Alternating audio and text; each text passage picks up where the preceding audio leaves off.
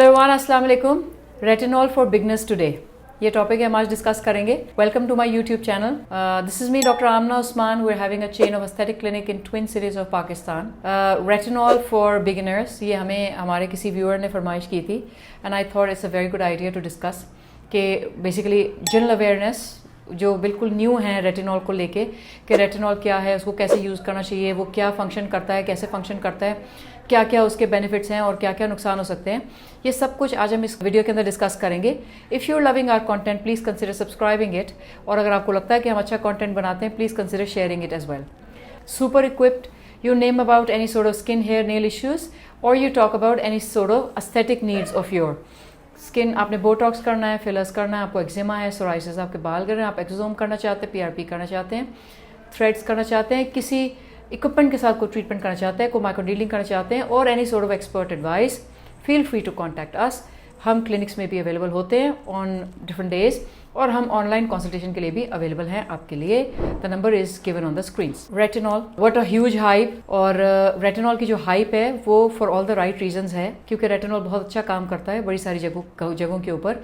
तो obviously this is why it is a favourite ingredient for doctors and for the consumer market, और इसीलिए इसके इतने hype है। रेटिनॉल क्या है? ये विटामिन ए डेरिवेटिव है। स्किन के ऊपर हम टॉपिकली लगाते हैं, या हम कभी कभी एक्ने के ट्रीटमेंट खाने के लिए भी देते हैं। स्किन के सेल के टर्नओवर को बढ़ाता है, डेड स्किन को उतारता है, और नए स्किन को जनरेट करने का जगह देता है। जो नए स्किन आती है वो मोर रेडिएंट होती है, फर्मर होती है, पोर्स रिड्यूस्ड होते हैं, पिगमेंटेशन कम होती है। So fresher, newer, new age skin, ठीक है, और लेस एज स्किन। जनरली कहाँ कहाँ यूज़ होता है? इट कैन बी यूज, आपको फाइन लाइंस आ रही हैं, इट कैन बी यूज आपको सुपरफिशियल सॉर्ट ऑफ कोई पिगमेंटेशन इश्यूज आ रहे हैं हल्के फुल्के, इट कैन बी यूज आपको कोई एक्ने की कोई किस्म आ रही है, इट कैन बी यूज आपको पोर्स बन रहे हैं, it can be use for all early signs of ageing as well as for acne. कैसे लगाना होता है और कौन सा रेटिनॉल लगाना होता है? For beginners it's always advised कि रेटिनॉल आप हमेशा मिनिमम कॉन्सेंट्रेशन के साथ और मिनिमम फ्रीक्वेंसी के साथ शुरू करें। Minimum concentration mean 0.25 to 0.5%। That too शुरू में आप ट्वाइस वीकली से शुरू कर सकते हैं, taking it to an alternate night. Only at night it should be used, because दिन के अंदर सनलाइट के अंदर रेटिनॉल ब्रेक हो जाता है and it gets to be useless. So कौन सा रेटिनॉल यूज कर सकते हैं? जो बिल्कुल माइल्ड सॉर्ट ऑफ रेटिनॉल हो, retinol palmitate is what we recommend. और जो फिर अग्रेसिव किस्म के रेटिनॉल्स हैं वो आपको शुरू में कंसिडर नहीं करने चाहिए, but once you get through the journey तो फिर आप later in life maybe 30s 40s के अंदर you can switch to that. Retinol क्या क्या करता है? फाइन लाइंस को रिड्यूस करता है, पोर्स को रिड्यूस करता है, अर्ली साइंस ऑफ एजिंग को रिड्यूस करता है, स्किन को फर्म करता है, कुछ किस्म के पिगमेंटेशन इश्यूज को हेल्प करता है, लेकिन कुछ किस्म के पिगमेंटेशन के ऊपर लगाने से पहले सोचना चाहिए। Okay, and then it firms the skin, तो फिर सैगिंग को भी कम करता है। पेरी ऑर्बिटल रिंकल्स हैं, आपके फाइन लाइंस हैं, कहीं पे भी आपकी स्किन हल्की हल्की सैग कर रही है, हल्का फुल्के पिगमेंटेशन आ गया है, आपको लगाने शुरू कर देना चाहिए। That too with a frequency of either once weekly, then twice weekly, then thrice weekly, and then daily at night. Only at night in a very minimum quantity, maybe pea sized अगर आप cream में use कर रहे हैं, और may be 2-3 drops अगर आप serum में या लोशंस में यूज़ कर रहे हैं।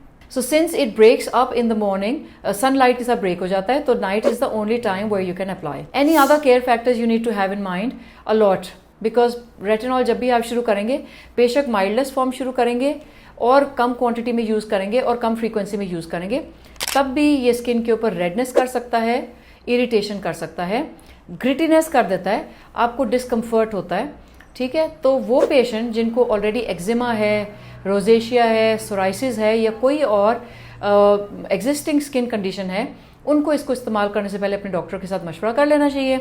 और अगर आपकी स्किन इज़ जस्ट ऑयली या ऑयली टू नॉर्मल या combination skin, then you can use it. So retinol basically is a very mild sort of resurfacing agent जो आपके डेड स्किन को उतार रहा है और नए स्किन को जगह दे रहा है। दैट्स वाई वो आपका कोलेजन इंडक्शन भी हो रहा है, बिकॉज ऑफ सेल टर्नओवर आपका पिगमेंटेशन भी रिड्यूस हो रहा है, and you are landing into brighter, radiant, less, more firmer, less pigmented, less wrinkled skin. So it's a wonderful ingredient.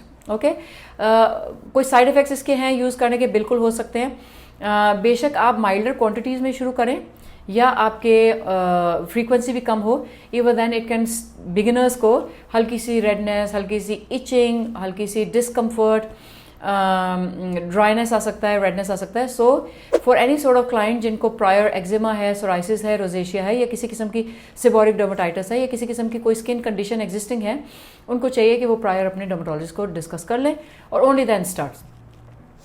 आप जब रेटिनॉल लगाना शुरू करते हैं, शुरू में कुछ इश्यूज आते ही हैं, जैसे mild itching, mild redness, mild dryness और इनिशियल पर्जिंग. पर्जिंग कहते हैं अगर आपकी स्किन के अंडरलाइंग कोई कॉमेडॉन्स हों या कोई एक्ने एग्जिस्टिंग हो, वो पहले से थोड़ी सी बढ़ जाती है, इसको पर्जिंग कहते हैं. This is a normality while using retinol. कुछ अर्सा इस्तेमाल करते रहें, आहिस्ता आहिस्ता ठीक हो जाती है.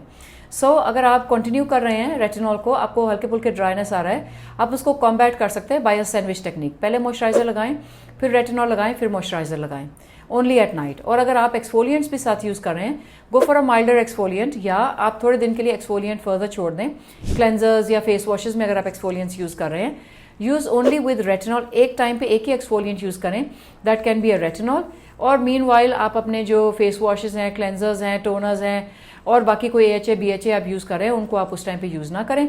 Once your skin is getting comfortable with retinol, then you can start adding the other exfoliants or AHA BHA face washes, or night time some chemical peels and stuff like that. Can it also be used for an acne treatment? Yes. Topical के अंदर भी retinol हमारे favourite choice of treatment होता है acne treatment के लिए. Be it be comedonal acne, be it be pustular acne, be it be any sort of acne. खाने में भी हम रेटिनॉइड्स दे सकते हैं और टॉपिकली भी दे सकते हैं, बट डिपेंड्स कि हमारे क्लाइंट की क्या रिक्वायरमेंट है और उस हिसाब से पूरा ट्रीटमेंट प्लान होता है. और एक्ने पेशेंट्स के अंदर भी अगर हम रेटिनॉल देते हैं, कॉमेडोनल एक्ने हो कोई भी, तो उसके अंदर पर्जिंग आ सकती है. Don't worry about that. It's temporary and obviously with use is going to settle. कितने अर्सा आप रेटिनॉल यूज़ कर सकते हैं? आप रेटिनॉल सारी जिंदगी यूज़ कर सकते हैं, लेकिन कीप इन माइंड कि प्रेगनेंसीज में और ब्रेस्ट फीडिंग मदर्स के अंदर it's a contraindication, so you can't use it. ठीक है, otherwise you can use it. What is the right age to start using retinol? I mean, there is no age bracket, but for the child-bearing age, you can avoid it because आपके early 20s में, mid 20s में इतने कोई issues भी नहीं आ रहे होते. लेकिन अगर आ रहे हो तो mid 20s में you can generally start, but there is no hard and fast rule कि this is a particular age you can start. Okay?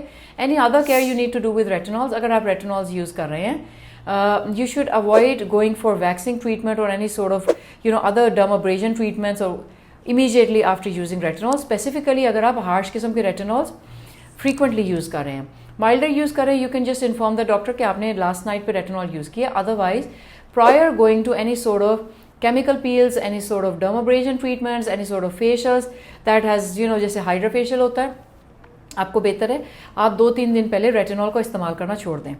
Can it be also use with vitamin C? Yes, it makes a very nice combination. आप retinol को रात को use करें और morning application vitamin C application की या कोई भी स्किन लाइटनिंग एजेंट की लगाएं. It is a best combination. By skin lightening agent, you can add anything that suits your skin or that is prescribed by your treating physician. What other care factors you should take while using retinols? Strict sun protection. धूप में जाना है, sun block लगाना है, because आपके cell के turnover बढ़ रहा है. और अगर आप नहीं लगाते और स्किन हल्की सी इन्फ्लेम्ड है, रेड है, नहीं लगाते हैं, तो आपको इस सारे सिनेरियो के अंदर पिगमेंटेशन बन भी सकती है. Specifically if you using harsh retinols, that too in a larger quantities. Any other advice for the beginner? Start slow, go gradual. Initially redness, flushing या dryness से घबराए नहीं. अगर ज़्यादा इशू आ रहा है तो डॉक्टर के साथ डिस्कस कर लें. Go gradual, build over time and you will start seeing the results. And don't panic because जब आप शुरू में रेटिनॉल कम लगा रहे हैं, फ्रीक्वेंसी भी कम है, रेटिनॉल को जनरली रिजल्ट्स लाने में 12 to 14 वीक्स लगते हैं. So once already you are a beginner to it and you're using in a lesser quantity, so expect more time for results to start appearing. So in short, it's an excellent firming agent. It's an excellent pigmentation correction agent. It's an excellent agent to reduce your fine line or fine line appearance. It's an excellent agent to improve on your acne and scars. So overall, it's a very good idea to start using retinol. आप खुद से use करना चाहते हैं, आप milder agents के साथ शुरू कर सकते हैं. आप डॉक्टर से प्रेस्क्राइब कराना चाहते हैं, you can visit a dermatologist and you can ask them to help you. Thank you for watching it. If you loved the video, please consider subscribing it, and you can also share this video with your friends. Thank you.